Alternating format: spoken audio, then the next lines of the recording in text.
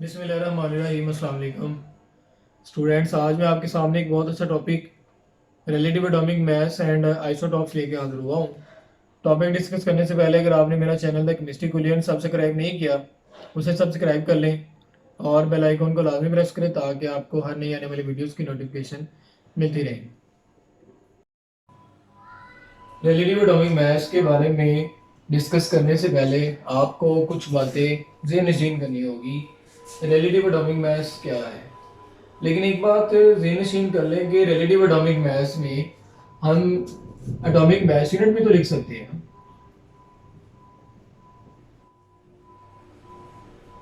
तो फिर हम लोग रिलेटिव एटॉमिक मास ही क्यों लिखते हैं? रिलेटिव एटॉमिक मास असल में साइंसदान ये मानते हैं कि एक फुल स्टॉप के अंदर 20 लाख एटम मौजूद हो सकते हैं। अब अगर देखा जाए तो एक फुल स्टॉप के अंदर 20 लाख एटम है, इस लिहाज से हम ये कह सकते हैं कि atoms are so small. Atom इतने छोटे हैं जो उन्हें आम आंख से नहीं देखा जा सकता। और दूसरी बात ये आपने याद रखना है कि अगर एटम इतने छोटे हैं तो अगर उनका मैस मेजर करना पड़े तो फिर कैसे करेंगे? मैस मेजर करने के लिए एक टेक्निक यूज की जाती है कि किसी एक एटम को स्टैंडर्ड एटम माना जाए। अब वो स्टैंडर्ड एटम कौन सा है? जैसे कार्बन है, कार्बन को स्टैंडर्ड एटम माना गया। असल में रिलेटिव एटॉमिक मास लफ्ज जो रिलेटिव है ये उस सूरत बोला जाता है जब हम किसी एक एटम को किसी दूसरे एटम के साथ कंपेयर करके उसका मास निकालते हैं। कौन से? स्टैंडर्ड एटम के साथ। कार्बन एक स्टैंडर्ड एटम है। क्यों स्टैंडर्ड एटम है? क्योंकि कार्बन वो वाहिद एटम है जिसके अंदर 6 प्रोटॉन है प्लस 6 न्यूट्रॉन्स। तो फिर इस लिहाज से कार्बन का जो मैस हुआ, यानी कार्बन का जो एटॉमिक मैस हुआ, वो फिर कितना हुआ?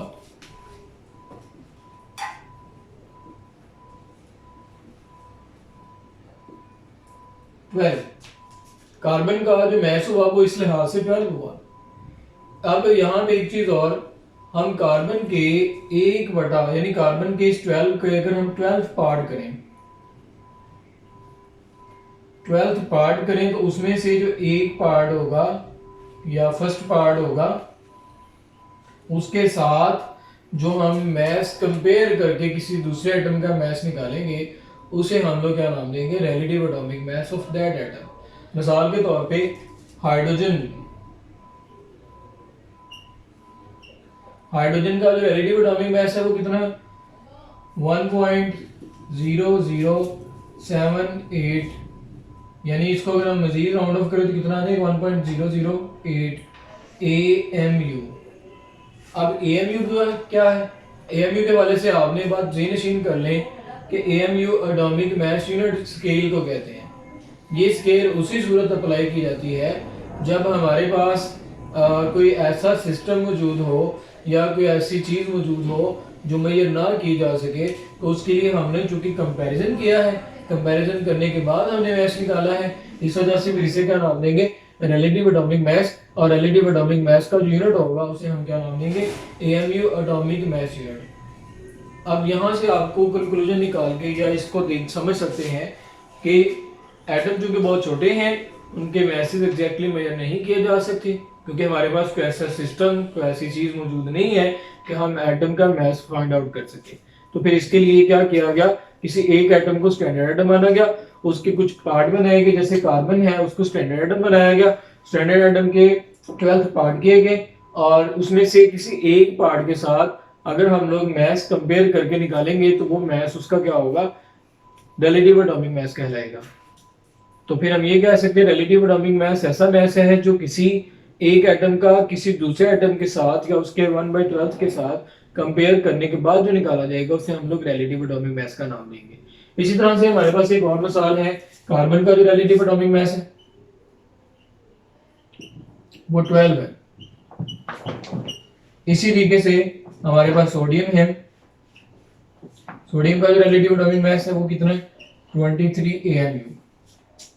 ये हमारे पास कुछ मसाले हैं। अब हम मजीद आगे चलते हैं आइसोटॉप्स की तरफ। आइसोटॉप्स के हवाले से आइसोटॉप क्या होते हैं? सबसे पहले हम आइसोटॉप की डेफिनेशन की तरफ चलेंगे। आइसोटॉप्स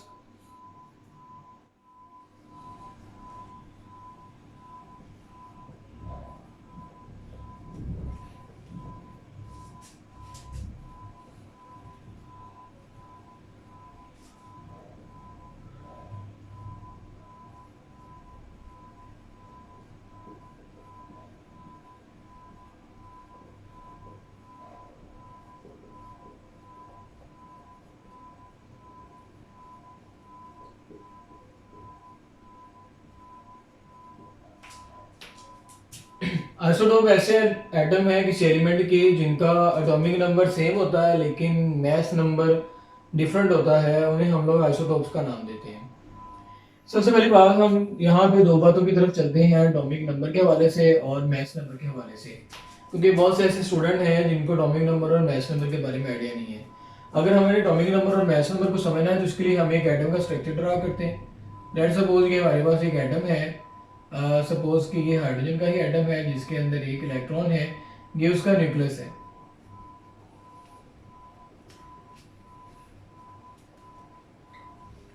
अब हाइड्रोजन, आप जानते हैं कि हाइड्रोजन जो है उसके न्यूक्लियस के अंदर एक प्रोटॉन होता है और कोई भी न्यूट्रॉन नहीं है। तो फिर इस लिहाज से अगर हम लोग एटॉमिक नंबर की डेफिनेशन करना चाहें तो फिर एटॉमिक नंबर की डेफिनेशन क्या होगी, किसी एटम के न्यूक्लियस में मौजूद जो प्रोटॉन की तादाद है। एक एटम है, अगर उस एटम के न्यूक्लियस में प्रोटॉन की 1, 5, 10 जितनी भी तादाद है, और उसकी टोटल जो तादाद होगी एटॉमिक नंबर कहलाएगी। जबकि जो मास नंबर है वो इस लिहाज से क्या होगा, एटॉमिक नंबर प्रोटॉन और न्यूट्रॉन की जो मजमूई तादाद है। किसी एटम के न्यूक्लियस में प्रोटॉन और न्यूट्रॉन की जो मजमूई तादाद होगी उसे हम लोग क्या नाम देंगे, मास नंबर का नाम देंगे। तो यहाँ पे बात हम कर रहे हैं कि आइसोटोप्स क्या है, ऐसे एटम है किसी एलिमेंट के जिनका एटॉमिक नंबर तो सेम होता है लेकिन मास नंबर डिफरेंट होता है, उसे हम लोग क्या नाम देते हैं, आइसोटोप्स का नाम देते हैं। यहाँ में हम एक मिसाल लेते हैं, हमारे पास एक मिसाल है हाइड्रोजन की। हाइड्रोजन के 3 आइसोटोप्स हैं। जैसे पहला आइसोटोप प्रोटियम है, जबकि जो दूसरा आइसोटोप है वो ड्यूटेरियम है, और तीसरा जो आइसोटोप है वो ट्रीटियम है। अब अगर इनमें आप गौर करें तीनों के अंदर, तो यहाँ पे हम देखेंगे कि तीनों के यानी प्रोटियम, ड्यूटेरियम और ट्रीटियम, प्रोटियम, ड्यूटेरियम और ट्रीटियम हाइड्रोजन के 3 आइसोटोप हैं। अब तीनों के अंदर अगर देखें तो इनके एटॉमिक नंबर, यानी इसका एटॉमिक नंबर 1 है, ये भी 1 है, ये भी 1 है, तीनों के एटॉमिक नंबर तो सेम है, लेकिन मास नंबर यानी ये इसका 1 है, इसका 2 है और इसका 3 है। तो तीनों के जो मास नंबर है वो डिफरेंट है। इस लिहाज से हम ये कह सकते हैं कि है तो ये हाइड्रोजन की एटम, यानी हाइड्रोजन एलिमेंट के ही एटम है, लेकिन इनके एटॉमिक नंबर सेम है और मास नंबर डिफरेंट है। इस वजह से इन्हें क्या नाम दिया जाएगा, आइसोटोप्स का नाम दिया जाएगा। अब आइसोटोप्स में हम 2 प्रॉपर्टीज को डिस्कस करेंगे, उनकी फिजिकल प्रॉपर्टीज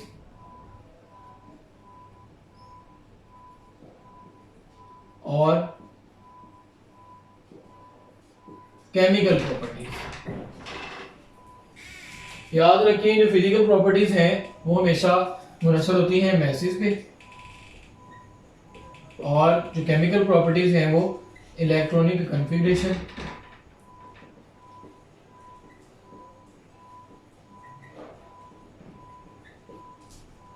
इलेक्ट्रॉनिक कॉन्फ़िगरेशन पर मुनसर होती है। और आपको अच्छे तरीके से पता है कि इलेक्ट्रॉनिक जो कॉन्फ़िगरेशन होती है वो हमेशा एटॉमिक नंबर पर मुनसर होती है। तो यहां से हम ये कंक्लूजन निकाल सकते हैं कि हाइड्रोजन की चूंकि 3 आइसोटोप है तो तीनों की एटॉमिक नंबर 111 है। इस लिहाज से इन तीनों की एटॉमिक नंबर अगर सेम है तो इलेक्ट्रॉनिक कॉन्फ़िगरेशन भी सेम होगी, और अगर इलेक्ट्रॉनिक कॉन्फ़िगरेशन सेम होगी तो इस लिहाज से इनकी केमिकल प्रॉपर्टीज क्या होंगी, सेम होंगी। यानी हम ये कह सकते हैं कि आइसोटोप्स की जो केमिकल प्रॉपर्टीज होती हैं वो सेम होती हैं, जबकि जो फिजिकल प्रॉपर्टीज होती हैं वो चूंकि मैसेज पर मुनसर होती हैं। हम इसके लिए समझते हैं, ये हमारे पास हाइड्रोजन की मिसाल है, इसमें देखें प्रोटीन का मास वहाँ यहाँ पे 1 है, ड्यूटेरियम का मास 2 है, ट्रीटियम का मास 3 है। तो इस लिहाज से प्रोटियम, ड्यूटेरियम और ट्रीटियम तीनों के मासेज एक दूसरे से डिफरेंट है, इसलिए इनकी फिजिकल प्रॉपर्टीज एक दूसरे से डिफरेंट होगी। यहाँ तक बात समझ आ गई। आगे मजीद बढ़ते हैं। आइसोटोप का जो नाम था, इट वाज डिस्कवर्ड बाय सोडी, एक साइंटिस्ट था सोडी, इसने आइसोटोपिक इफेक्ट या आइसोटोप के बारे में डिस्कवर किया था। अब हम मजीद आगे बढ़ते हैं, कुछ मिसालें लेते हैं। जैसे कार्बन है, कार्बन के 3 आइसोटोप्स हैं, जैसे C12, C13 एंड C14। अब C12 को नाम इस वजह से दिया गया कि इसका मास नंबर 12 है, इसका मास नंबर 13 है, इसका मास नंबर 14 है। तो on the basis of message हम ये भी कंक्लूजन निकाल सकते हैं कि किसी एटम का जो आइसोटोप है उसके उसका नाम मैस नंबर के लिहाज से भी रखा जा सकता है। अब इसमें देखें तो कार्बन का अगर मैस 12 है, इसका मतलब इसमें 6 प्रोटॉन है और 6 ही न्यूट्रॉन है। कार्बन में इसमें प्रोटॉन तो 6 है लेकिन जो न्यूट्रॉन है वो 7 है। इसमें प्रोटॉन 6 है लेकिन जो न्यूट्रॉन है वो 8 है। तो इन दोनों को अगर हम जमा करेंगे तो ये तादाद 14 के बराबर आ जाएगी। इसको अगर हम जमा करते हैं तो ये 13 के बराबर आ जाएगी, और अगर इसको जमा करेंगे तो ये 12 के बराबर आ जाएगी। यानी हम यहाँ से ये कंक्लूजन निकाल सकते हैं कि इनके atomic number basically mass number को ज़ाहिर करते हैं। जो एटॉमिक नंबर है वो मैस नंबर को ज़ाहिर करते हैं, इसलिए एटॉमिक नंबर सेम लेकिन जो मैस नंबर है वो डिफरेंट होते हैं। इसलिए हम ये कहाँ से ये भी कंक्लूजन निकाल सकते हैं कि आइसोटॉप वह एलिमेंट है, वह एटम है जो किसी एटम में एटॉमिक नंबर सेम और मैस नंबर डिफरेंट रखने वाले होते हैं। कुछ यहाँ पे एग्जाम्पल हैं, जैसे हमारे पास हाइड्रोजन, उसके 3 आइसोटॉप्स होते हैं। एज एमसीक्यूज आप इसको याद रखेंगे। हाइड्रोजन के 3 आइसोटॉप्स होते हैं, इसी तरह से कार्बन के भी 3 आइसोटॉप्स होते हैं,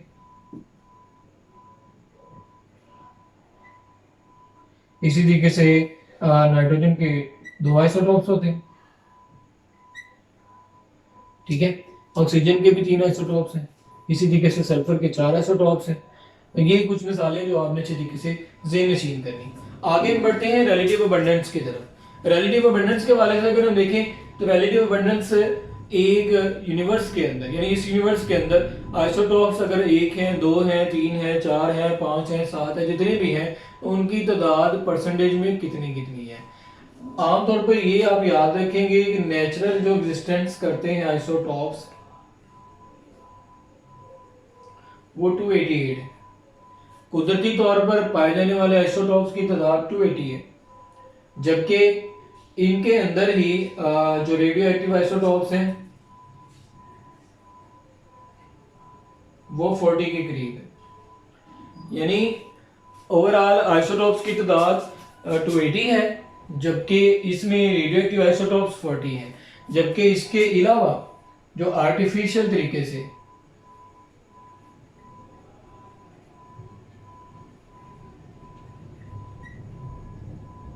वो 380 है या 340 के करीब है।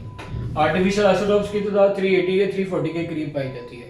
ये आपने इसके बारे में अच्छे तरीके से ज़हन नशीन कर लेना। उसके बाद हम रिलेटिव अबंडेंस की बात करें तो रिलेटिव अबंडेंस में ये एक आपके सामने टेबल ड्रा हुआ है। इस अगर आप टेबल में देखें तो हाइड्रोजन के 2 आइसोटॉप मैंने ड्रा किया है। यहाँ पे प्रोटियम है, इसका जो अबंडेंस है 99.99% है।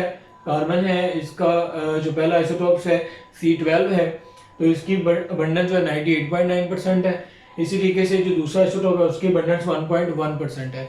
इसी तरीके से नाइट्रोजन है, उसका पहला आइसोटॉप्स जो है वो नाइट्रोजन का N14 है, तो इसकी अबंडेंस 99.6 है। जबकि बाकी जो N15 आइसोटॉप है उसकी परसेंटेज 0.4% तक पाई जाती है। इसी तरीके से ऑक्सीजन है, उसका पहला आइसोटॉप 8O16 है, इसकी अबंडेंस 99.76% है। जबकि दूसरा आइसोटॉप्स ऑक्सीजन O17 है, जिसकी अबंडेंस 0.04% तक पाई जाती है। इसी तरीके से सल्फर है, वैसे तो सल्फर के 4 आइसोटॉप्स होते हैं लेकिन यहाँ पे मैंने फिलहाल 2 ही लिखे, S32 एंड S33। S32 की जो परसेंटेज है वो 95.0% है, जबकि जो S33 है उसकी परसेंटेज 0.76% है। अब यहाँ से हम ये भी कंक्लूजन निकाल सकते हैं कि 280 में से जो इवन नंबर वाले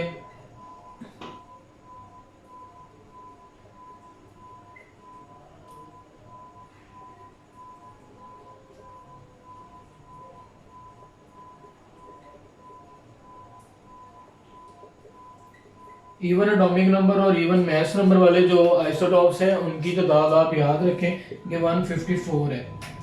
यानी अगर 280 में से 154 even number, even atomic number और इवन मैस नंबर वाले आइसोटॉप्स की तादाद है, तो बाकी ये 50% से कम और नंबर आइसोटॉप्स की तादाद है। तो हम ये कह सकते हैं कि बहुत से आइसोटॉप्स ऐसे हैं जिनका एटॉमिक नंबर और मैस नंबर इवन होता है, उनकी अबंडेंस इस यूनिवर्स के अंदर बहुत ज़्यादा है, जबकि जो ऑड नंबर एटॉमिक नंबर और ऑड एटॉमिक मास वाले आइसोटॉप्स हैं उनकी रिलेटिव अबंडेंस इस यूनिवर्स के अंदर आमतौर पे कम होती है।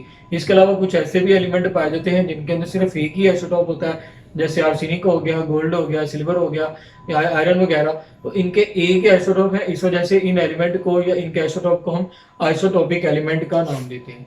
उम्मीद करता हूँ ये वीडियो आपको अच्छी लगी होगी। मजीद आपने इस वीडियो के बारे में अगर कोई इन्फॉर्मेशन लेनी हो हमारे चैनल को लाइक करें, सब्सक्राइब करें, शेयर करें। बहुत शुक्रिया। अल्लाह हाफिज़।